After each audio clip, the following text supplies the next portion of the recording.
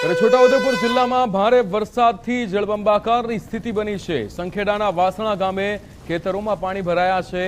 પાણીનો નિકાલ ન થતા ખેતરો બેટમાં ફેરવાયા હોય તેવા પણ દ્રશ્યો સામે આવ્યા છે કે જ્યાં ખેતરોમાં પાણી ફરી વળતા પાક નિષ્ફળ જવાની પણ ભીતિ સેવાઈ રહી છે।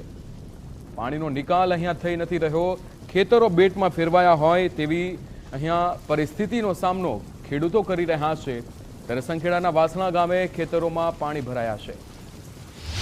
આ વરસાદ પડવાથી ખેતરોમાં બહુ પાણી ભરાઈ ગયું છે। પાકને ખરા કપાસના પાકોને ઘણું નુકસાન થયું છે અને બે ત્રણ વાર કપાસિયા મૂક્યા, ત્રીજી વાર મૂક્યા તો આ વરસાદના લીધે ફરીથી નુકસાન થયું છે।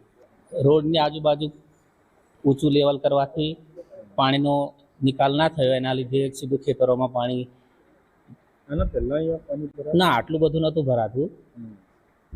એની જ્યાં રોડની આ સાઈડમાં જતું રહેતું હતું એટલે ખેતરોમાં સીધું જતું નહોતું।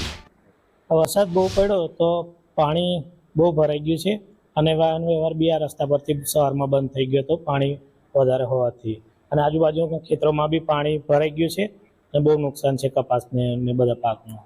ખેતી નિષ્ફળ જ જશે ને આવે તો બગડી ગયું છે બધું, પાણી ઉપર પડી વળ્યું છે। આ રસ્તો બનાવે એનો યોગ્ય પાણીનો નિકાલ કરવો જોઈએ તો સારું થયું। National highway